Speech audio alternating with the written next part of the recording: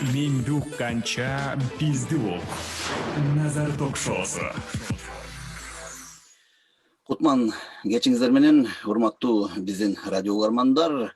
Жалпы Кыргызстандын булуң бурчунан биздин Окей үй бүлөлүк радиосунун мүчөлөрүнүн баардыгына кушубак кечиңиздер менен демекчибиз.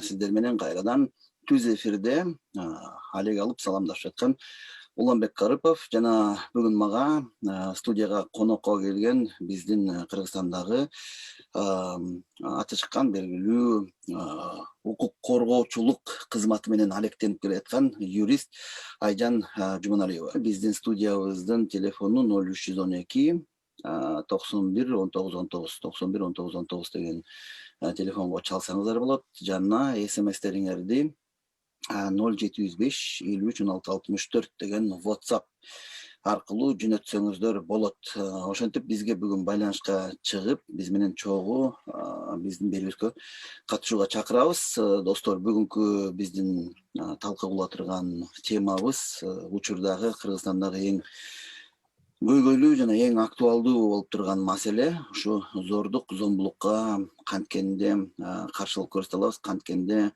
алдын ала алып, канткенде бөгөт кое алабыз деген теманын тегерегинде сөз козгомокчубуз. Анын себебин биз эми бул темада бир топ эле утур менен кайрылып айтып көтөрүп келе жатабыз. Ошентсе дагы тилекке каршы биздин өлкөбүздө ушу зордук, зомбулукка байланышкан жат көрүнүштөр тилекке каршы дагы деле бар да. Анан негизги себеби мынакей ушул өтүп бараткан аптанын ичинде болуп өткөн өтө кейиништүү окуя, жана биздин карындашыбыз Айзаттын ушу жарык дүйнөдөн кош айтышып кеткен себеби болуп турат. Ошондуктан биз бүгүн ушул темага чогуу сиздер менен назар салмакчыбыз. Айжан, дагы бир жолу кушубак кечиңиз менен. Мынакей бүгүнкү темабыз эми мындай бир чети жагымсыз, баягы тилекке каршы ушундай теманы көтөрүүгө мажбур болуп отурабыз. Тилекке каршы зордук, зомбулук, ала качуу деген 21-кылымдын ушу 2021 заманбап жашоонун бир көйгөйү болуп турганын өзү эле мындай таң калыштуу, өзү эле мындай уят көрүнүш да, өзгөчө биздин Кыргызстан үчүн. Ошондуктан мынакей кече күнү дагы бир пикет, митинг болуп өттү. Ошо анан укук коргоочулар ушул маселени көтөрүп эле келатышат. Бирок бул мындай маселе ордунан жылчыдайбы? Саламатсыңар, сиз айткандай туура эле ушундай суроолор, ушундай мындай проблемалар боюнча жолугушуп атабыз. Эми биз айтпасак ким айтат да, силер СМИлер, массалык маалымат каражаттар айтпасаңар, биз айтпасак ким айтат да.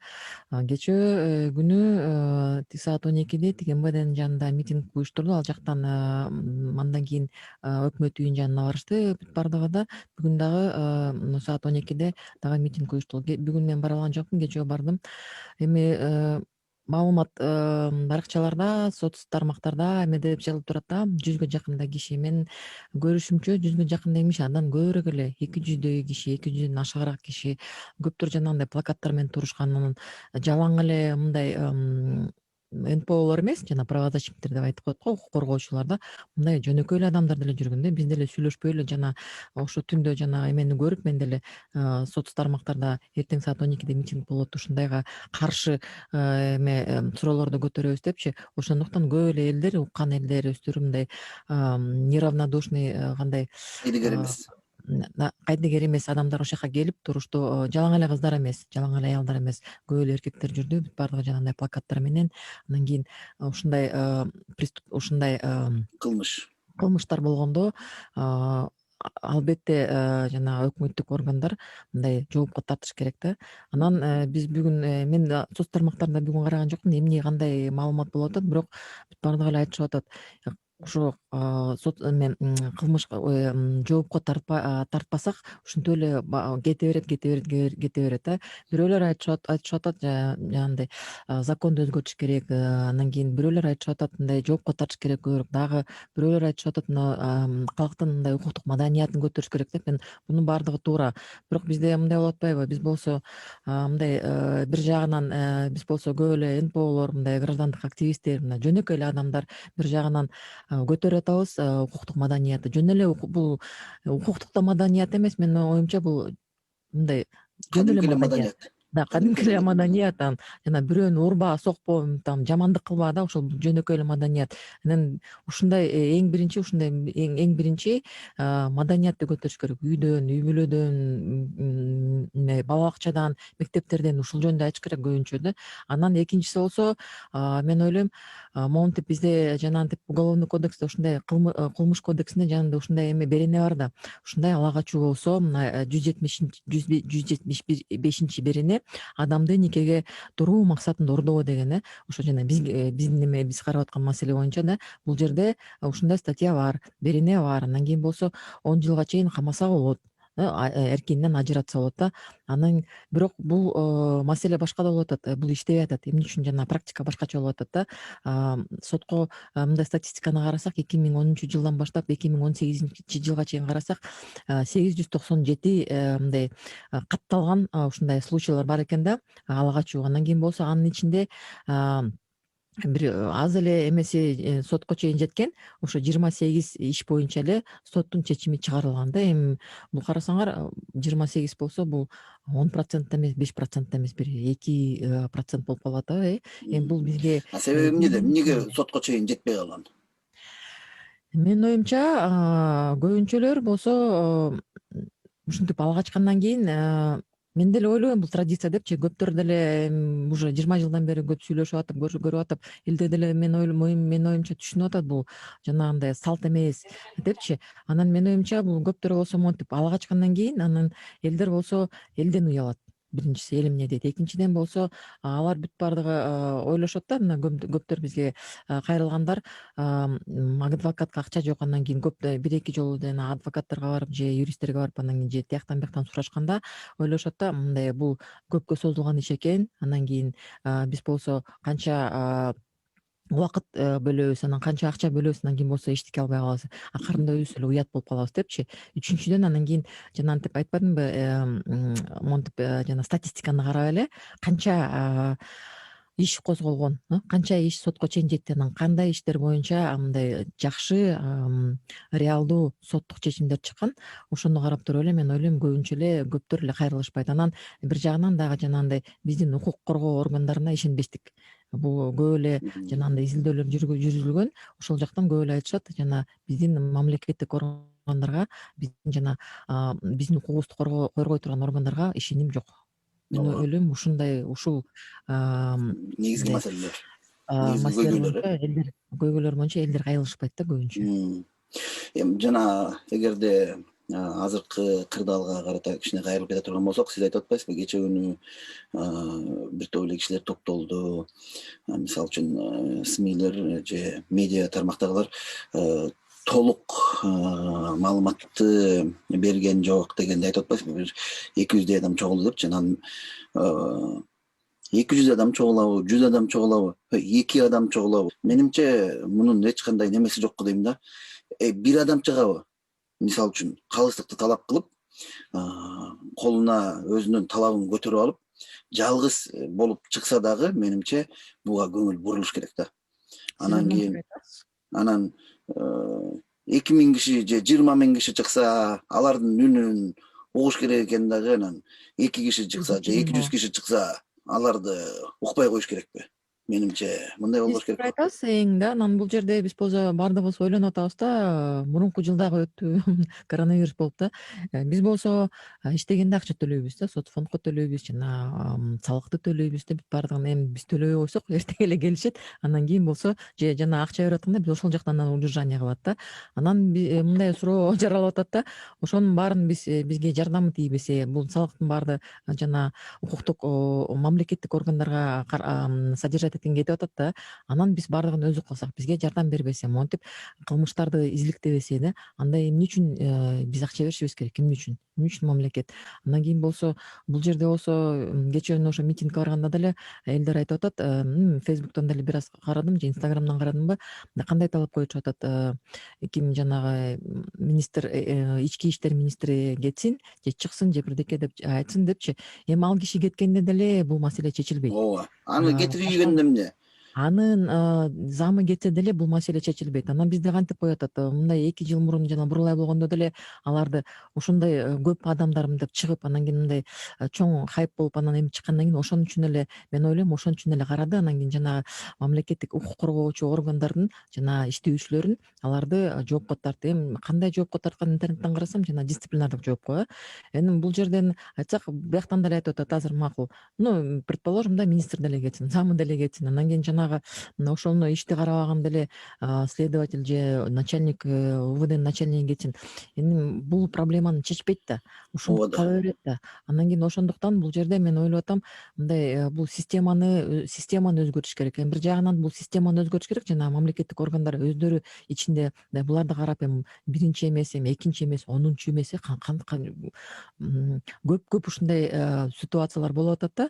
Ошону өздөрү кылып мындай выводдорду кылыш керек да, мындай иштесе болбойт экен. Андан кийин көптөр эле айтып атат, мисалы мен деле РОВДга барганда же жумуштар менен барып калганда, эми булардын иши көп, андан кийин акчасы аз, анан тигиндей мындай, эми акчасы аз болсо жумушка келип атканда силер билесиңер да, кандай ишке келип атасыңар, кандай жумушту аткарасыңар, акчасы канча экенин билбей эмес келип алган жоксуң да.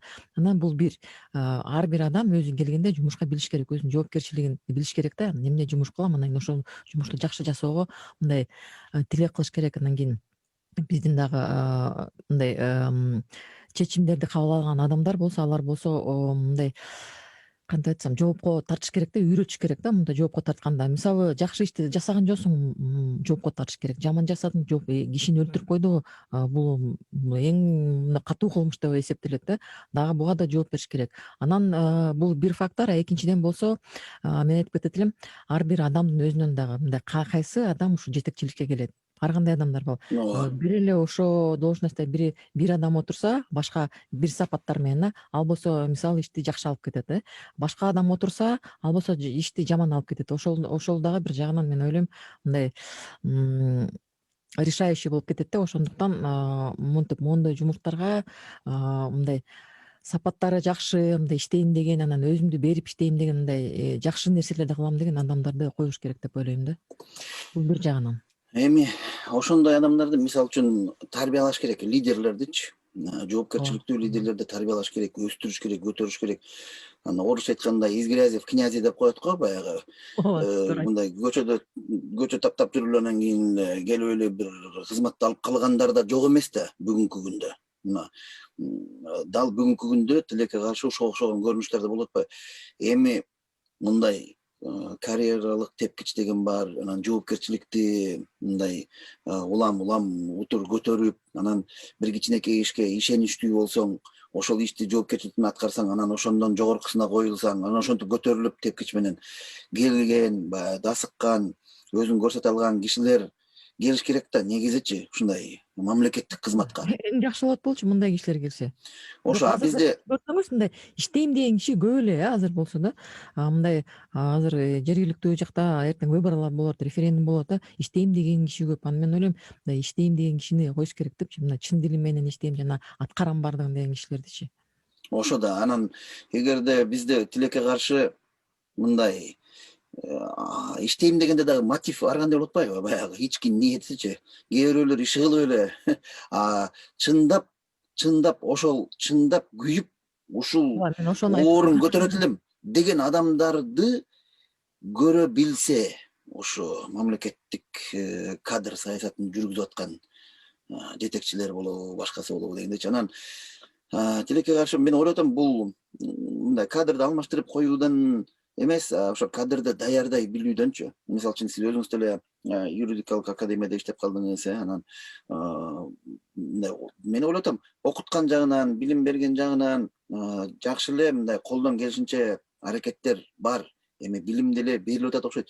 Албетте сапаты жөнүндө ар кандай талаштап деле болот, бирок кандай болбосун, анан эми ошолорду мындай туура иштетип, туура багыттап көтөрүп келип, анан кийин койсок балким жакшы болот беле. Балким мамлекеттик деңгээлде атайын бир ушул лидерлерди тарбиялоо, ушул жоопкерчиликти көтөрө биле турган жетекчилерди дайындоо атайын бир система курулуш керек го. Мейли. Эми мисалы үчүн жанагы айтып атпайсызбы, былтыркы мындан 2 жыл мурда, жок, мындан 18-жылы, 2018-жылы болуп өткөн Бурулай карындашыбыздын кырдаалы боюнча ошол кезде жана роудун ичинде кирип ошол жерден анан кийин киши колдоп кетпедиби? Эми ошол жердеги кызматчылар деле, ошол кызматкерлер деле мындай жыргатарлык жоопкерчилигин тарткан жок да. Бирок чынында ойлоп көрсөң, бул эмне деген билбейм, сөз жок.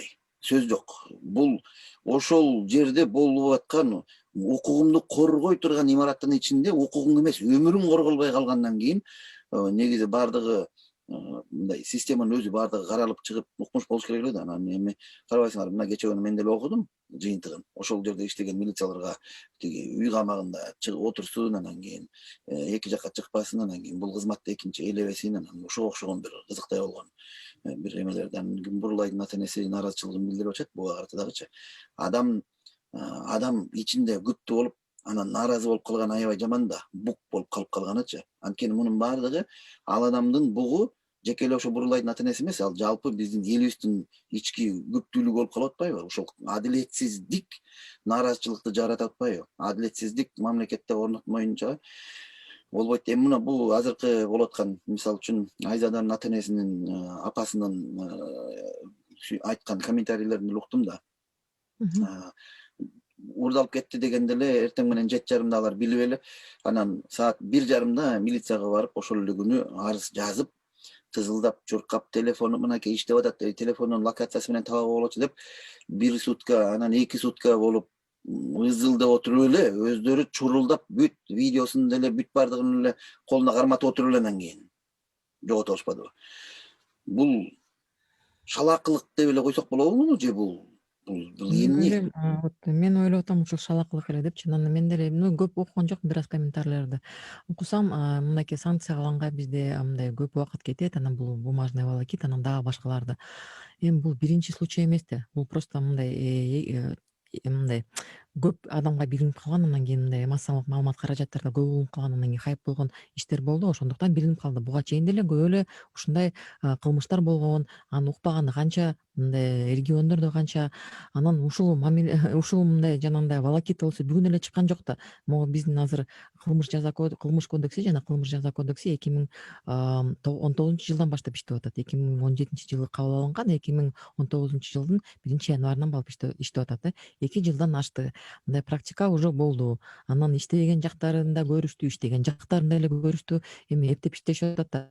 Ошону көргөндө андан кийин мындай бир выводтор жасап, мындай сунуш киргизиш керек да. Мисалы ушундай случайлар болгондо, эми любой эле случайлар, бирок ушундай случайлар в особенности болгондо, мындай биякта болсо саат эмес, күн эмес, мындай минуталар кымбат болуп атпайбы? Ошондо бат ушундай следственный мероприятиялар жасап, бат санкцияны алып, бат иштеш керек. Анда биз болсо мындай жөн эле РОВДде, жөн эле МВДде, эми азыр мен МВДнин сотрудниктери укса жаман көрүшүн, эми жаман көрүшүн, бул ачык эле мындай толтура жана кылмыш иштерди баарын кагаз жүзүндө иштеп, анан кийин отуруп, анан кийин 2-3 күндөн бери санкцияны күтүп, анан тигинтип, анан минтип, анда отура берелик, элдерди өлтүрө берет. Бизде мамлекеттин акчасы кете берет, жана сотрудниктердин аппараттын баарын кармаганга. Анан бирок болсо мындай жакшы показательдер кете берет да, мынча иш ачылды, мынча иш каралды деп. Бирок фактически моундай реалдуу ситуацияны карасак, ситуация мындай жаманыраак болуп баратат да. Элдин баары азыр ойлошуп атат, мындай Facebook'та деле, мындай соседтер деле карасаң, кошуналар деле, жумушта деле коллегалар айтып атышат.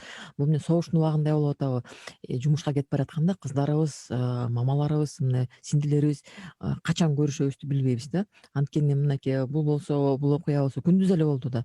Жанагындай камералар көрдү, баардыгы көрдү. Бул болсо мындай Бишкектин мына центринде, көрүнүктүү жерде баары билди. Мындай айылда болгондо мындай алып туруп эле анда кармап эле өлтүрүп койсо эле болот экен, же зордоп коюп анан кайта жетип койсо, же билбейм мен, ар кандай эмелер келип атат да, анан баардыгы коркушуп атат.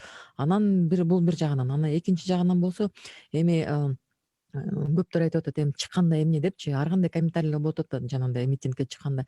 Эми биз чыкпасак, мынтип сүйлөбөсөк, кыйкырбасак, айтпасак, анда эртең ошо көчөдөн эле өлтүрүп кете берет да. Нары жакка алып барбай элечи. Ошондуктан мындай үнүбүздү көбүрөөк катуураак чыгарып, ушинтип митингдерге чыга бериш керек деп ойлойм. Жана жаза бериш керек, комментарийлерди бере бериш керек. Бул бир. Андан кийин мындай иштер болгондо биз болсо мынакей митинг болот, анан кийин пресс-конференция болот, андан кийин болсо мындай бир мындай катуу маалымат кетип, андан кийин унчукпай калып атпайбы?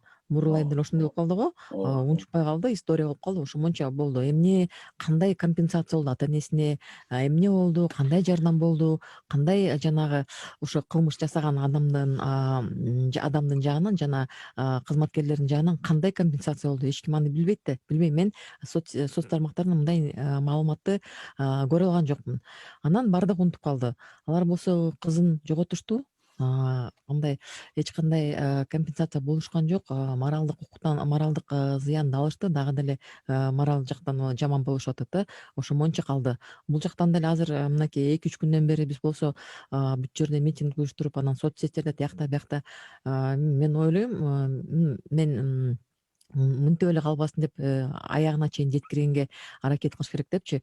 Мынтип жеткирбесек, мынтип кыйкырбасак, мынтип жанагындай укуктук коргоо органдарды мындай талап, мындай катуу талап койбосок, анда кала берет. Мына кичинекей, анда кичинекей кыздарды мектептен дурдап баштайт. 12 жаштагы кыздар, 13 жаштагы да. Алар болсо майда кыздар, эчтекени билбейт. Көчөдөн бирөө жүр бияка десе кетип калышат, же машинеге салып, же дагы бирдеке болуп калса эч ким таппай коет. Анткени элдин баары көрүп атат, урдап кетти, өлтүрүп кетти, жоопкерчиликке тартылган жок. Урматтуу угармандар, мен дагы бир жолу эскертип кетейин. Биз түз эфирде иштеп атабыз. Биздин студияга SMS жөнөтөм десеңиздер 0705 531664 0705 531664 санына SMS-териңиздерди жөнөтүңүздөр. Биздин студияда юрист, адвокат Айжан Жуманалиева. Эгерде суроо берем десеңиздер, анда 0312 911919 0312 911919 санын терип өзүңүздөр сурооңуздарды түз берсеңиздер болот. Айжан, бизге SMS келиптир. Саламатсыздар, жаңыдан кошулдум, суроом бар эле юристке. Айтсаңыз, ала качууга 7 жыл эркинен ажыратат экен. Бул аздык эмеспи? Негизи канча жылга жазалаш керек? Экинчи суроо. Анан биздин органдарга, ошондой эле тергөөчүлөргө берген бааңыз, булар кандай жазаланышы керек? Мирлан Москвадан дейт угарманыбыз. Саламатсызбы, Мирлан. Жакшы суроо бердиңиз. Мен буга чейин айтып кеткем. Мынакей кылмыш кодексинин 170-175 беренеси бар да, адамды никеге туруу максатында урдоо деп. Адамды анын эркине каршы никеге туруу үчүн урдоо, бул болсо 3-чү категориядагы эркиндигинен ажыратууга жазаланат. Бул болсо 10 жылга чейин, жана 7,5 жылдан баштап 10 жылга чейин. 18 жашка жете элек адамды иш жүзүндөгү нике мамилелерине туруу үчүн же болбосо анын эркине каршы никеге туруу үчүн урдоо, болбосо 4-чү категориядагы айып салуу менен жана 4-чү категорияда эркиндигинен бошотууга жазаланат.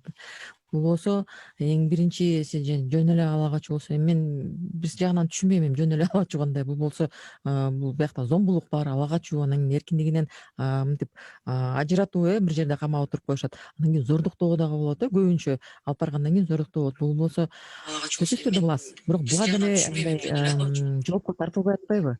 Бул жагынан деле, мисалы, ушул эле жазылган ушу беренеге деле карата жакшы иштеп, анан кийин мындай ар бир катталган жанагындай заявление боюнча, ар бир катталган ушундай адам ала качуу боюнча бат бат жана иштерди жүргүзүп, бат бат жоопкерчиликке тартып, ошонун баарын карап, анан жана кылмыш жагынан да башка жана граждандык жактан компенсацияны, моралдык компенсация жана материалдык компенсацияны ошону мындай өндүрүп берсе, бул эң жакшы болмок. Анан кийин ошону монтип көрсөтсө, мынтип телевидениядан жана ушундай процесстер болсо, биз деле соц тармактарда көп бөлүнмөкпүз, анткени бул жетишкендик да. Андай ошол элдерге жакшы мындай жакшы пример болот болчу. Анткени мынтип макул өзү деле мен ойлойм, же мээси жетпей, же ким ата энеси айтып атса, же эме кел урдап кел, анан минтет, анан тигинт десе, ошону көргөндө эсинде калып калганда ошону ойлойт, эстейт болчу да. Баягы тиги же кошунам, же баягы тиги киши урдаганда аны 10 жылга эркиндигинен ажыратып койгон. Андан кийин болсо дагы бир 500 миң же миллион сом төлөгөн дегенде, ошондо ойлонуп, мен ойлойм ошондой нерселер токтотот болчу. Мисалы үчүн Айзаттын энеси ыйлап атпайбы?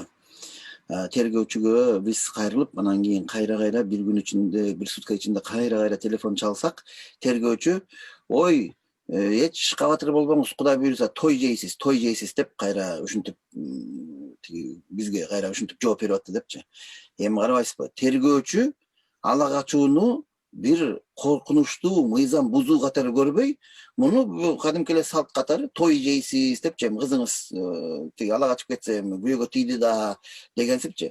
Эми мен ойлобойм ал шылдыңдап атты депчи, ада эле баягы балким сооротуп коеюн деген үмүт менен, анан мындай жамандык ою жок элечи, бир эми Жок, ала качып ойлогондур абай деп атса деп жумушту. ошентип ойлосо керек деп ойлойм да. Анан кийин бирок түпкүлүгүндө жалпы мындай аң сезимде ушул эмне болмогул эми, бул салт да эми күйөөгө тийиптир да деген, ала качып болсо деле иши күйөөгө тийиптир да деген ой мындай доминация кылып атпайбы? Мындай жалпысындачы. Ушунун өзү трагедия болуп атпайбы? Эгерде укук коргоочу, тергөөчү ошентип ойлоп атса, анда ала качып аткан адамдар эмне деп ойломок эле? Эмне Бул болмок эле? жөнүндө улан смотрите, бул жана гендердик көптөр айтат менталитет деп коюшат, бирок мен муну менен буга кошулбайм да. Көп бул болсо гендердик стереотиптер. Анан мен ойлойт элем, может быть, мындай кылыш керек. Мисалы ошо укук коргоо органдарга кишилер келип атканда, жана сиз кадрдык саясат жөнүндө айтып кетпедиңер беле да? Биз мисалы адвокаттар лицензия алгандан кийин мындай определенный количество саатты мындай тренингтерди өтүш керек. Мисалы зордук зомбулук боюнча, дагы башкалар боюнча. Эми бул абсолютно эмес да, баардыгы эле баарын усваивать этип койбойт, бирок бир жагынан бул жакшы. Анан мисалы могу укук коргоо органдарына келгенде, может быть, тоже ушундай тренингтерди өткүп, анан кийин бир экзамен өтүш керек да, же тестирлөө, же дагы бирдеке мындай жанагындай ушундай укуктук темаларга да. Анан кийин ушундай тренингтерди өтүп, анан кийин жанагынтип ушунча саат өттү, анан кийин ушундай темаларды өттү деген, может быть, бир жагынан ушул. Экинчи жагынан бул болсо сиз айткандай эң биринчисинде жана үй бүлөдөн кетет. Кичинекей кезибизден эле биз моуну көрсөк, менин балдарым дагы деле түшүнбөйт да, кыз ала качуу деген бул эмне деген. Мен деле мурун кичинекейимде түшүнбөчүмүн. Анткени папам айтчу да, бирөө ала качып кетсе эч жакка калба, мен келип алып кетем дечи. Мен ии деп койчумун, мен түшүнгөн эмесмин, пока ушул тармакка келип иштебейинчи. Анан монтип карасаң, эми бул мындай адамдын эң главный укуктары, мисалы жашоого укугу, жанагы өзүнүн ден соолугуна укугу, анан кийин болсо кимге турмушка качан чыгуу укугу, анан кийин болсо баланы качан төрөө, анан кийин жана сексуалдык жактан укуктары, мындай массалык мындай укугу тебеленип атат да. Анан кийин болсо бул жактан болсо үй бүлөдөн айтыш керек. Мисалы эми биз мындай окуучуларга, садиктерге айтканда бул бир жагынан жакшы, биягынан да иштеш керек. Бирок үйдө апаң айтса, энең айтса, атаң айтса, анан кийин ай минтпе, тигинтпе, анан кийин үй бүлөдөгү жана мамилени көрсөтүп, ай биз үйлөнгөндө моундай болчу, анан моундай болчу деп ошону көрсөтсө, бул дагы жакшы. Силер билесиңер да, статистиканы деле карасак, мындай Советтер Союзу убагында мындай көп эмес болчу. Мен деле айылда чоңойгом, ошо ала качуу деген бул мындай кээ бир кезде эле болчу да, мындай көп деле эмес болчу. Анткени элдин баары коркчу. Прокуратура деген органдан коркчу, укук коргоо органдарынан коркчу. Анткени жоопкерчилик катуу болчу да. Ошондуктан элдер баары коркчу. Ошол жанагы жоопкерчиликке, кылмыштык жоопкерчиликке тартат деген бул абдан катуу мотив болчу. Ошондуктан элдер андайды жасабачы да. Азыр болсо 91-жылдан бери мындай көптөн бери эле иштеп келатабыз. Закондор жакшы, анан кийин көп эле тренингтер өтүп атат. Канча донорлор канча акча берди, канча неме улуттук өкмөттүк эмес, бейөкмөт уюмдар ушундай тренингтер өткөрөт. Мен билем, көптөр эле жана граждандык активисттерге, анан кийин болсо жана укук коргоо органдарын жана иштөөчүлөрүнө ушундай тренингтерди өткөрүшөт. Гендердик стереотиптер боюнча, анан кийин үй бүлөдөгү зордук зомбулук боюнча биз деле өткөргөнбүз да. Жана мен бул жакта дагы ала качуу боюнча деле бул мынакей кылмыш, анткени мынакей бул кылмыштын объекти жана объективдүү сторонасы бар, жана субъективдүү сторонасы бар.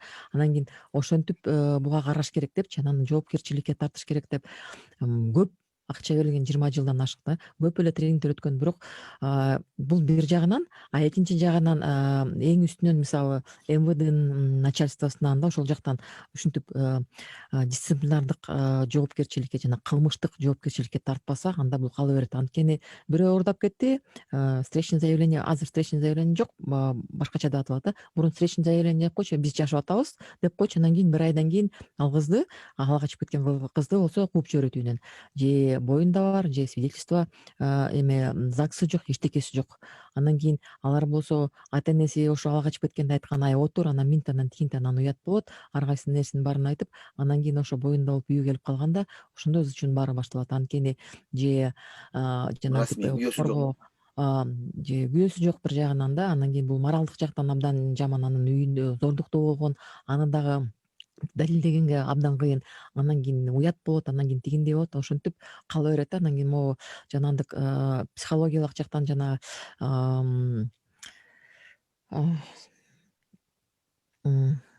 насилие, Зордук. зордук болсо ал кала берет, анан көп жылдарга кала берет да. Анан кийин болсо Травма ким деп коет эмеспи, жаман, баягы. ооба, ким Жарат. жаман, ошо аял жаман болуп атат да. Тиги урдап келген эркек, анын болсо туугандары алар айтат, ай тиги бизге жакпай калды, жаман келин экен, кууп жибердик, башканы алып алдык, бул жакшы экен. Алар болсо жыргап жашап атат, башка үй бүлө куруп алды. Анан кийин кайта тигилер жаман деп коюп жыргап жашап атат. Эч ким жоопчулукка аларды тарткан жок. Ошондуктан элдин баары көрүп атат, калып атат ушундай эле ситуация. Эми тилекке каршы ушундай кырдаалда жашап атабыз да, тилекке каршы. Мунун баары көз коркок кол батыр деп коет. Анан азыр мынтип азыркы учурда көз караш менен мынтип карасаң, мунун баары өзгөрчүдөйбү деги, бул качан өзгөрөт бул? Айтып атпайсызбы, мына окутуп деле жатабыз, семинары деле, тренинги деле, акчасы деле бүт эле болуп атат. Жылыш жок да, мындай жылыш жок ушул багыттачы. Анан ушун үчүн мен ойлоп атам да, адамдар, эл, коом өзү деле баягы укук коргоочуларга гана таянып жата бербесе, негизи таяныш керек, талап кылыш керек. Жана сиз башында айтып атпайсызбы, биз салык төлөп атсак, анда биз эмнеге төлөп атабыз, алар бизди коргобосо депчи. Ушул жагынан дагы активдүү болуш керек. Бул деген тиги жанагы активисттерге эле, жана бейөкмөт уюмдардын өкүлдөрүнө эле керек эмес да, бул жалпы элге керек да. Ошон үчүн жалпы коомчулуктун аң сезими өзгөрүп, биз төлөп аткандан кийин талап кылалы депчи. Экинчи чети бардык эле тиешелүү деңгээлде салыкты төлөбөсө керек. Ошон үчүн талап да кылгысы келбейт окшойт да. Анан Бул жакта улан сиз туурасыз бир жагынан, экинчи жактан мен ойлойм, жана мынтип мамлекеттик органдардан мынтип талап кылуу бизде культурабыз жок да. Андан кийин болсо биз болсо көнүп калдык да, бардыгын эң биринчиден бул көрүп албастык, тигиники жакшы болуп калыптыр, өлүп кетсин өздөрү чечип алышат бардыгынчы. Анын кызын урдап кетсе, биздикин урдагандыкча эчтеке болбойт депчи. Бирок мисалы биз бардыгыбыз мындай сообществолордо жашап атабыз да, мисалы жыл массивдерде же тиякта биякта. Андан кийин болсо биздин кошунабыздын мындай кызын урдап кетсе, кошо барышып, анан кийин мындай жардам беришип, анан кийин болсо тиги кошо билбейм тияка бияка органдарга жазып, анан кийин ошону талап кылуу бизде культурабызда жок. Бул биринчиден, бул биринчи көрө албастык мен ойлойм. Экинчиден ушундай биздин маданиятыбыз жок, бири-бирибизге ушундай ситуациялар жардам берүү. Үчүнчүдөн болсо сиз айтып атпайсызбы, жана жалаң эле граждандык активисттер ушундайлар катышат депчи. Анан бизде мындай элдер арасында мындай да, силер болсо жана гранттарды жеп атасыңар, ошон үчүн окута бергиле, тиги митингдерге чыга бергиле, анан кийин башка нерселер жасай бергиле. Бул мен айтып кетет элем, бул жактан бирок көп эле жакшы иштер ушу 20-30 жылга чейин, эме 30 жыл эле болуп калды да, жакшы иштер жасалып атат да. Мындай ушул закондор алынып атат, мындай митингдер, тренингдер бүт баарда болуп атат. Эми бирок сиз туура айтып кеттиңиз, өзүбүз кайдыгер болбошубуз керек. Ошондой болуп атса, жанагындай эме ар бир жерде өзүбүз болсо мындай сабаттуулукту, укуктук сабаттуулукту жакшыртууга ар кандай мисалы мындай жолугушууларды өткөрүп, мектептерде өзүбүз эле мисалы мен микрорайондо жашасам менин жанымда мектептер бар, мен барып сүйлөшүп мектеппен келгиле мен өзүм юристмин, мындай эмелерге жардам берейин, анан кийин мынакей менин телефонум ушул микрорайондо мисалы бир кандай суроолор болсо жана квартальныйлар бар да жана башкалар бар, аларга көбүрөөк кайрылат да менин телефондумду берип койгула, же мынакей мындай маалымат керек болсо өзүңөр эле чалып тургула, мен жардам берем. Башка бирөө болсо мисалы сот болуп иштейт же дагы деле башка жакта иштейт, ал анын деле билими бар, ал деле жардам берип койсо болот да. Үчүнчү эми андай деле болбосоң жөн эле ошол жакта мисалы жашап эле анан мындай башка маалыматты берсең ошону өзүң билген маалымат менен бөлүшсөң анан кийин башка бир адам болсо башка маалымат менен бөлүшөт. Ошентип эле бири бирибизге жардам бербесек бизге эч ким жардам бербейт. Ушуну Гранттар айтып деле атам. жардам бербейт, бүтүп атат бардыгы. Ошо ойлоп атам да, эгерде ушу учурдагы кырдаалда мамлекеттик органдар, укук коргоо органдары бизге тиешелүү деңгээлде жардам бере албаса, анан ушинтип отура бермек белек. Пикеттерге, митингтерге чыккандан жанагы бир дуу болуп келип анан кийин баары өчүп калып атса, анда эмне кылыш керек деп. Анан ойлоп атам, жана сиз башында жакшы ой айтып кеттиңиз, үй бүлөдөн башташ керек. Үй бүлөдө ата эне өзүнүн активдүүлүгүн баягы балдарына айтып түшүндүрүп, коомдо эмне болуп атканын жанагындай кайдыгер карабайчы, эмне болсо ошо болсун дебей, мына момундай болуп калса, көрүп калсаң чал. Жанагы Айзатты ала качып кеткенде видеодон көрүнүп турбайбы? Ал жанагы жолдон жөө өтүп кетип баратканда тигини машинеге зордоп салып атышса, ар жакта бир киши өтүп баратты да. Анан бир эки машина дагы өтүп кетти. Мен ичимен ойлоп коем да, жанагы өтүп бараткан машина деле көрдү да. Анан ошол деле барып тиги машинени кыса калып, токтото калып, эмне кылып атасыңар деп бир ызы чуусун чыгарса деле болот беле деп ойлоп коем да. Анан жанагы өтүп бараткан киши деле алыстан көрүп, ай деп кыйкырып, ошол жерден милицияга чала калып, ошол жерден телефонго тарта калып, мисалы үчүнчү, ошондой кылса болот беле дейм да. Анан биз ушун үчүн кайдыгерликтен чыгышыбыз керек. Эгерде мамлекеттик органдар азыркы учурда чабал болуп иштеп жардам бере албай жатса, анда биз бирибизге бирибиз жардам беришибиз керек. Өз тагдырың өзүңдүн колуңда деп гимнди жазып кое атышпайбы? Вот өз тагдырың өзүңдүн колуңда дегенде өз тагдырыбызды өзүбүздүн колубузга алып алып, бирибизге бирибиз жардам берип, бирибизге бирибиз жоопкерчиликтүү болушубуз керек. Анан мен ойлоп атам, ошо мисалы үчүн милицияга кайрылуу жана арыз жазуу дегенден тышкары мындай практикалык деле бир кеңештер бар да. Ошолорду жалпы мындай жайылтып турушубуз керек. Жана сиз айтып атпайсызбы, билгениңди айтып тур депчи. Мисалы үчүн менин тааныштарым бар, ошо Америка Кошмо Штаттарында балдары окуп, мектепте окуп, чоңоюп жаткан. Жана ошолор айтып атпайбы, балдарды мектепте окутат дейт. Эгерде кокус силердин артыңардан бирөө аңдып баратканын байкасаңар, же силерге ошондой шектүү болуп сезилсе, силердин артыңардан бирөө аңдып бараткандай болуп сезилсе, анда силер атайын ыкмаларды айтып кеткен да, мисалы үчүн анда силер 4 жолу оңго бурулган жанагы көчөлөрдөн кайрылгыла депчи. Мисалы үчүн биринчи көчөдөн оңго кайрыл, экинчи көчөдөн оңго кайрыл, үчүнчү көчөдөн оңго кайрыл. Анткени балким дейт, тиги киши сен бараткан жакка бараткан чыгар дейт. Бирок 4 жолу сен кайрылгандай кайрылбайт дейт да. Эгерде ал сенин артыңдан аңдып баратпаса. Ушуга окшогон бир кичинекей бир сырлар бар экен да.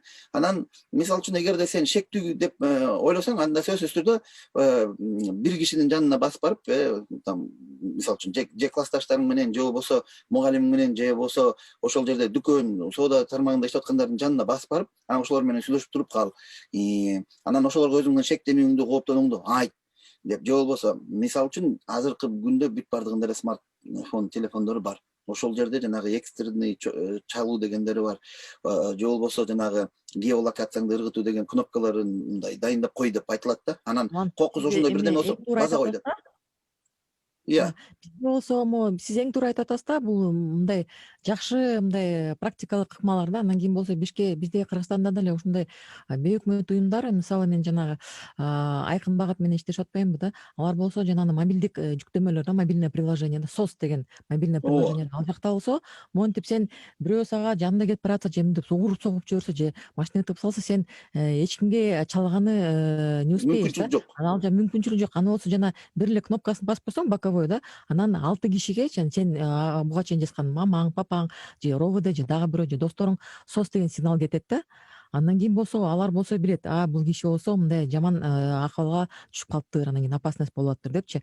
Мындан башка дагы тиркемелер бар, бирок мындай тиркемелерди бейөкмөт уюмдарга мынтип таркатыш кыйыныраак болуп атат да, менин оюмча да. Ал болсо тиркеме болсо орус тилинде, кыргыз тилинде, аны болсо монтип жана бизде мындай белгилүү блогерлер бар го, алар болсо ошону дагы айтып, анан кийин алар эми ошону мындай ошол жөнүндө маалыматты таратып эме кылса бул жакшы болот. Андан кийин көп эле балдарга жана мектептерде биз ошондой ишти жасаганбыз, бирок эми бүт баарына колубуз жетишкен жок. Балдарга көрсөтө эле, мына мототиркемени жүктөп алсаңар, мындай кеткечинде деле мектептен кийин кетип баратында жайында эмес кышында 6-да капкараңгы болуп калат. Кичинекей бала эмес, чоң киши коркосуң үйгө баратканда. Ошону мисалы деле өтүп баратканда свети жок жерден деле ошону басып койсоң атынан кирип калат. Андан кийин болсо, если бул ложный тревога болуп калса, кайта эме кылып койсоң, басып койсоң болот. Андан кийин это ложная тревога деп чыгат да. Мындай тиркемелер жакшы. Бул биринчиден. Андан кийин болсо мынтип бул маселе боюнча биз эми көп мынтип ушул маселени калтырбай эле мындай кыргызча айтканда до конца кетип эле баардыгын жана пресс-конференцияларды эми бир ай бою же 2 ай бою жана иш аягына чейин чыкпайынча, анан кийин баардыгыбыз монтип талап кылбасак, мындай кандай жоопкерчиликке жанагы адамдарды, иштөөчүлөрдү жана укук коргоочу органдардын иштөөчүлөрүн кандай жоопкерчиликке тарттыңар, ошол маалыматты бергиле. Мисалы мындай жөнөкөй эле же дисциплинардык же бирдеке кылып койсо, эмне үчүн дисциплинардык мындай жоопкерчилик, эмне үчүн кылмыш жоопкерчилиги эмес. Андан кийин жана компенсация суроолор боюнча ошону мындай көп талап кылсак, эмкиде башка мындай ушу укук коргоочулар андайды кылбай калышат мүмкүн да. Эми мен билбейм, менин оюм ушунча да. Андан кийин болсо балдар деле көрүп эле, жанагындай мектептеги балдар, өспүрүмдөр андайды көрүп эле андай жасабай калышат. Ата энеси деле айтат, тетигини отургузуп койду, 10 жылга камап койду, мынакей мынча акча төлөдү, мындай кыла көрбө депчи. Андан кийин көптөр эле айтып атпайбы, жанагындай салт, анан тиги, анан бул. Эми 20 жылдан бери көп эле мындай тиркемелер, исследованиялар бар, дагы көп эле маалымат бар. Бул салт эмес дегенчи. Мен кечөөн ушуну укканда, кечээ дагы бир башка передача баргам орус тилинде. Жана Сынган кылыч бар го, Сынган кылыч атайын. Ошол жерде билем да, мен ошол жерде Сынган кылычты окуганда, жана ошо ала качуу жери бар го, айтып берип атканда да, ошону жакшылап окуп өзүмө заметка кылып койгом да. Ошол болсо ошондо эле жазылган, ошо кыз ала качуу мындай бул салт эмес. Жана ошол жакта дагы Айзада деген кыз, ал болсо аны ала качып кеткенде, атасы ойлойт ала качып кеткен деп, бирок ал келип анан кийин тиги ала качып кеткен баланын туугандары айтат да, бул өзү макул болуп келди, сен өзүң кирип сура кызыңан депчи. Макулдугу менен келбесе, анда бизден иттик кетти, анда жана өлтүрүү жазасы болот да. Бирок кызың макулдугу менен келсе, анда келип жашай берсин, келип ачуу базар жана башкалар болот депчи. Анан тиги атасы кирип сураганда, кыз айтты, өзүм макулдугу менен келди, анда атасы макул деди.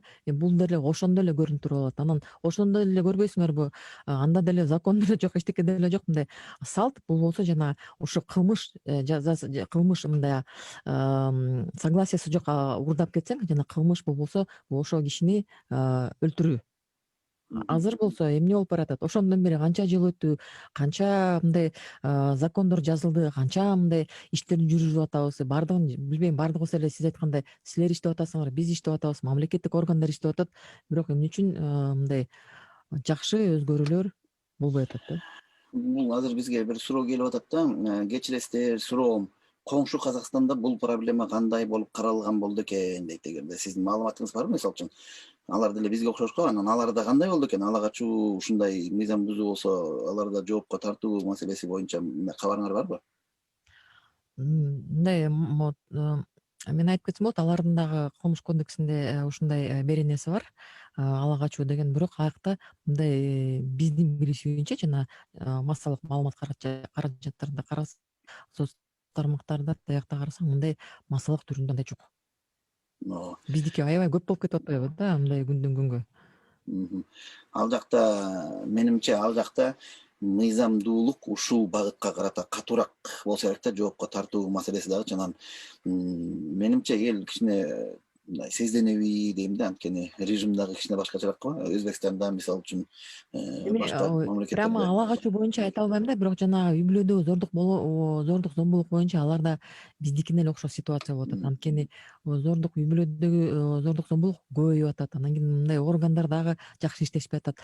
Аны мен билем, анткени ошо көп эле ушундай маалыматтар келип атат да, бирок ала качуу боюнча мындай көп маалыматым жок, уккан да эмесмин да. Бизде мыйзам жол береби, ата энесин дагы жоопко тартып коюуга. Себеби айылдар да ата энелер дагы балдарын түртөт. Ай сен үйлөнүшүң керек деп зордоп дейт.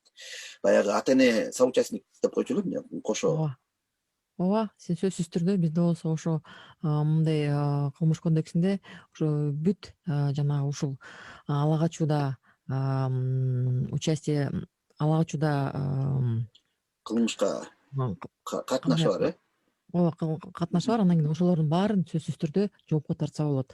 Анан көптөр эле айтып атпайбы, мынакей сиз айтып атпадыңызбы, мынакей ата энеси ушинтип жей берет, качан турмушка чыгасың, качан мынтесиң, качан тигиндетсиң, чоң атасы, чоң энеси мындай ушундай случайлар да болот да, тиги же чоң апасы сүйлөшүп койгон, же билбейм кимиси эжеси сүйлөшкөн, же жеңеси сүйлөшүп койгон, анан кийин ошол жака алып качып кеткенден кийин айтат, ай сени тиги жеңең менен сүйлөшкөнбүз, же апаң менен сүйлөшкөнбүз, же дагы бирөө менен сүйлөшкөнбүз депчи. Анан кийин тиги ошо арызды берип анан кийин кайрылайын десе, кеткенден кийин анда говорит, апамды ойлоп кайрылган жокмун, же жеңемди ойлоп кайрылган жокмун, же чоң апамды ойлоп кайрылган жокмун. Сөзсүз түрдө ушундай негиз бар. Алардын баары жоопко тартылат. Анткени бизде болсо ошо кылмыш кодексинде организатор деген бар, соучастник деген бар, өзү исполнитель деген бар. Ошонун баарынын өзүнүн ролдорунун мындай ролдору болсо атайын өзүнүн эмеси жоопкерчилиги бар. жоопкерчилиги болот да. Мен мындай элестете албайм да. Мен атам кайра үйлөн, килейип калдың, качан үйлөнөсүң дегенден энем экөө кулак менен жеген айынан анан барып ала качып келдим десе, анан сот мына негизги уюштуруучулардын бири атасы менен энеси экен деп аларды ошо жоопко тартып атканын элестете да албайм да, чынын айтсамчы. Бирок Эми сиз улам элестете албайсыз, анткени мындайга барбайбыз. Анткени сиздин да менин да билимим бар. Биз окуганбыз, ата энебиз башкача эме алган. Бул бир жагынан. Анан экинчи жагын сиз сот жөнүндө айтып кетпедиңизби? Мен элестете албай атам. Сот ушинтип айтса, бизде соттордо мындай мен айтып коем, мынтип орусчасы мындай соразмерное наказание, адекватное наказание да болсо, мисалы ала качып кеттиң, мынакей сага 10 жыл берилди. Ата энеңди ким бүт баардыгы жардам берсе, ата энеңди, досуңду билбейм, жеңеңдиби кимисин баарын жоопкерчиликке тарттык. Мисалы 1 жыл же 2 жыл билбейм. Анан кийин болсо мынакей мынча акча төлөйсүңөр, материалдык компенсация, мисалы ооруп калды, травма болду психологическая, мындай болду, сотко келишти, РОВДга барышты, мунун баары акча, мунун баары элдер болсо жумушка барбай калды, мунун баары акча, мынакей ушунун баарын санап туруп, бул материалдык, анан жана моралдык жактан. Анан ошондой соттор ошентип мындай соразмерный ответственностька тиешелүү. кылса, анан кийин болсо ушундай чечимдерди чыгарса, бул дагы эң жакшы болот болчу. Бизде сотко барганда эмне дейт, мындай случайлар болгон, сүйүнбөйсүңбү кайта сени Биздин байланышыбыз аны болбой калдыңар. Эми болдуңуз. сүйүнбөйсүңөрбү ала качып атканына, үй бүлөлүү болуп калганыңа деп айтат дейсизби? Анан бул жерде дагы улам эме сиз айтып кеттиңиз, ушу үй бүлө жөнүндө да.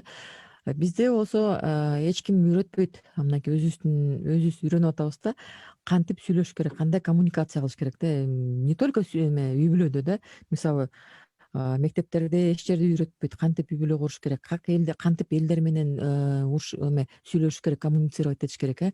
Андан кийин качан урушуш керек, качан урушпаш керек, мындай кандай методдорду колдош керек, ошону эч жерде үйрөтпөйт. Андан кийин болсо кантип үй бүлө куруш керек, анан үй бүлөдө кантыш керек, анан кандай укугуң бар, анан кийин балдарга деле, кыздарга деле мынтип ушундай жол менен үй бүлө курганда көптөр бактылуу болбойт. Эми мурун менин деле мамам дагы качып кеткен, жакшы эле жашап атат, бирок мамам айтып калат да кээде, папам ушат болуш керек азыр. Тиги башкага чыксам, может быть, жашоом башка болот болчу депчи. Андан кийин болсо папам болсо айтса, анда чыкпай туруң, сен мени ала качып кетпедиң белең 3 жолу депчи. Анан ушинтип ушундай маданиятты, мындай үй бүлө курбаш керек, анан үй бүлөнү качан куруш керек, өзүң мындай туруктуу болуп калганда, акча эме окуп бүткөндө, анан кийин акча таап калганда, ошондо сен эч кимге кор болбойсуң. Мен 2 кызым бар, мен деле ошо аларды ойлоп атам. Менин улуу кызым айтат, бир 2-3 жыл мурун мама мен келин болгум келбейт депчи. Анан мен айттым, конечно, болбосоң болбой эле кой. Бирок келиндер ар кандай болот да, көптөр там үйдө кечкери үйдөгү жумуштан көптөр эме кылып. Ошондуктан бул жерде мен дайыма эле айтып кетем, кыздарга бүт жерде кайка барбайын. Эң биринчи бул здоровье, анан кийин болсо өзүңдүн образованияң, өзүң болсо билимдүү болуп, андай өзүң акча таба алсаң, өзүң иштеп алсаң, анда эч кимге кор Болбойсуң. болбойсуң депчи. Ар бир сен күйөөгө чыксаң да чыкпасаң, чыксаң, андан кийин билимдүү болсоң, андан кийин акча тапсаң, сени жаман көрсө дагы уважать этет. Ушундай да, жаман көрсө дагы уважать этет. Жок, жаман көрбөй эле, бактылуу болуп эле, жакшы Жакшы көрүп эле көргөндө жакшы. Бирок ошондуктан жок, мен крайний нерсесин айтып атам да. Кыргызстанда ар кандай болуп кетиши мүмкүн деп. Бизде шайлоо десе демилгесин, программасын жарыялашып, үйбө үй кыдырып, канча киши жашайт деп баарын аныктап чыгышат. Ушундай проблемалар болгондо чын жүрөктөн иштеген кызматкерлер барбы? Туура багыт берген, чечкиндүү чечим чыгарган, азыркы учурдагы бийликке ишене аласызбы дейт да. Эми бир нече суроо экен да. Биринчиси, чын эле шайлоо алдында тим эле үймө үй кыдырып, эшигиңди тешип тим эле анан бизди шайлап кой депчи. Мен ойлоп коймой, шайлоодон өтүп алгандан кийин ошолорду жумшаш керек окшойт. Эми эшикти тешип ар бир мыйзам долбоор болобу же болбосо ушундай көйгөйлүү маселелер болобу, элдерди кыдырып, ошолорго түшүндүрүп, ошолор менен жолугуп келгиле депчи. Шайлоо болгончо эшигиңди тешет. Анан шайлоодон өтүп алгандан кийин бир жылда бир жолу келгиле деп бир жерге Эмки чакырып. шайлоого чейин, эмки шайлоонан кийин Же болбосо жана бир актовый залга, мектептин бир жерине келгиле деп чакырып коет, анан келгендер менен жолугумуш болуп коет да. Ушундай кылыш керек деген демилгени айтып атат да. Чын эле. Эми бул эң сонун болот болчу. Ушундай нерселерди мен ойлойм, мындай кишилер бар да, бирок мындай аз болуп атат. Андан кийин ушундай кишилерге, бизге аялдарга деле, мен кыздарга деле, аялдарга деле айтып кеттим, бизде Кыргызстанда эң биринчи бул бири-бирибизди көрө албайбыз, экинчиден бири-бирибизди мындай жардам берип, мындай поддержка кылбайбыз да. Ошо жана аялдар көбүрөөк жанагындай политикага келип, жана партияларга барып, мындай бири-бирибизди колдоп эме кылсак, эми жакшы болот болчу да, ушундай маселелерди көтөрөт болчу көбүрөөк да. Анан бул жерде болсо ошондой керек, бири-бирибизге жардам берип, бири-бирибизди колдоп, ар жерде мындай алдыга түртүп, мындай билим бергенге жардам берип, андан кийин болсо сиз бул бийликке ишенесизби? Эми айта албайм. Эми мындай да, азыр кыргыз эли өзү негизи айкөл да. Анан улам бир бийлик келгенде үмүт бар да. Эми жакшы болуп кетер деп, анан айрымдардын үмүтү үзүлүп баратат да. Ушуга окшогон кырдаал, мынакей айзаттыкына болгон кырдаал үмүттү үзүп атпайбы? Акыйкатсыздыкты талап кылып, анан акыйкатсыз чечимдер чыгып калганын көргөн эл ошол бийликтен үмүтүн үзүп атпайбы тилекке каршычы? Анан ушул акыркы бизди коргой турган инстанция ушу бийлик болуп атса, анан биздин алыбыз келбей жатат, айнанайындар, силер бизди коргоп койгулачы деп барсаң, анан алар бизди коргобой жатса, анан үмүтүң үзүлүп кетет да. Ошон үчүн бизде орусча эме бар го, моя милиция меня бережет. Моя милиция сверху посадит, потом стережет. Бул жагын билбептирмин.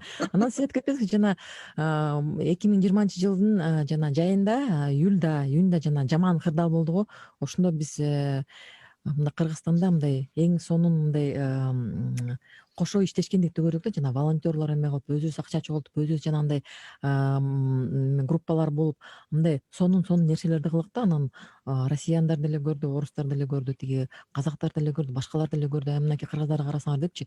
Эми ушундай ситуация болгондо, адамдарды, кыздарды өлтүрүп атканда, ала качып атканда, эмне үчүн биз мынтип иштей албайбыз? Эмне үчүн биз ушинтип соц тармактарда баардыгыбыз биригип, анан мындай райондорду бөлүп алып, кел сен бул жакта эме кылсаң, информация берсең, мен болсо башка жакта берейин. Андан кийин сен бул ровд менен иштесең, мен бул ровд менен иштешейин. Мынакей биз көрдүк го, ушинтип жасай алат экенбиз. Акчасы деле көп кереги жок. Мындай эң жана сиз айтып кеткендей, мындай ниет керек, анан кийин мындай жасаш керек да, жана ушундай кадамдарды. Ошону жасасак болот. Андан кийин жана партияларды айтып атпайсызбы, көп эле эме болот. Аларды деле кошуп алсак болот. Мынакей биздин саналуу эле бир 5 мүнөт убактыбыз калыптыр. Ушуну бир жыйынтык чыгарып койсок да. Көп жакшы ойлор айтылды. Сизге чоң рахмат. Ушу убакытта алып келип, анан негизи эле ушундай көйгөйлүү маселелерди мен сизди канчадан бери сиз менен иштешип келатабыз. Үй бүлөлүк көйгөйлөр, өзгөчө зордук, зомбулукка каршы күрөшүп, колуңуздан келишинче, үнүңүздүн жетишинче социалдык тармактар аркылуу, медиа аркылуу айтып эле келатасыз. Ушу ишиңизге сизге ийгилик каалайбыз. Анан биз дагы колубуздан келишинче аракетибизди жумшап келатабыз. Анан ушу жыйынтык чыгарганда айланайын эл журт баягы алма буш оозума түш деп жата берсек эчтеке жылчыдай эмес экен. Өзүбүз аракет кылалы, өзүбүз окуп, чокуп, өзүбүз бирибизге бирибиз жардам көрсөтүп, кайдыгер болбой, күйүмдүү болуп, бири-бирибизге ушу бирөөнүн жаны кыйналып атса ошону көрүп жанынан өтүп кетпей, колдон келишинче ошого жардам берип, жанагындай топтор болсо, активдүү топтор бириге калып, өзүбүздүн коомчулуктарыбызда микрорайон болобу, тиги жаңы конуш болобу, айыл болобу, көчө болобу бириге калып, ай деп улуулары жаштары инилерине, карындаштарына баягы колдон келишинче биригишибиз керек дагы колубуздан келишинче ушул багытта зордук, зомбулук, үстөмдүк кылуу, кемсинтүү деген нерселерге аракет жасашыбыз керек да, мындай каршы чыкканга. Ушуну баарыбыз жалпы чаран күрөшпөсөк, бул нерсени биз жеңе албайбыз. Анан эң ойлоп атам, биз башында айттык, баардыгы нерсе үй бүлөдөн башталат. Мамлекет, НПО, башкалардын баардыгы 1000 жолу аракет кылсын, эгерде үйдө атасы кызына кыйкырып, энесин сөгүп, өпкө жүрөккө тээп, кемсинтип атса, анда коом өзгөрбөйт. Эч нерсе өзгөрбөйт. Ошондуктан баардыгын үй бүлөдөн башташыбыз керек да. Үй бүлөдө өзүбүз жубайыбызды, балдарыбызды, кыздарыбызды, ата энебизди сыйлаганды, урматтаганды, кыргыздын улуу сөздөрү бар. Улууга урмат кичүүгө ызат деген. Кыздын кырк чачы улуу деген. Ушуга окшогон принциптерибизди карманып, анан баардык нерсе негизи чымдай сүйүүгө негизделип жасаш керек экен да. Мен мекенимди сүйгөндүктөн, жубайымды сүйгөндүктөн, баламды сүйгөндүктөн, ата энемди сүйгөндүктөн мен мындай иш кылам. Мекениңди сүйсөң, мамлекетиңди, шаарыңды, айылыңды сүйсөң, анда сен мындай туура эмес иштерге барбайсың да. Ошондуктан келгиле бир белибизди бекем бууп, ушул багытка ниетибизди өзгөртөлү. Айжан, сизге 1 мүнөттүк сөз. Сизге чоң рахмат. Эми эмне деп айткым келет? Бардыгыбыз кечип өтөм 2-3 күндөн бери жаман маанайда жүрөбүз да, баарын көрүп атабыз, эмне кандай кылмыштар болуп атат. Анан кийин бүт баардыгы сиз айткандай эле биздин колубузда.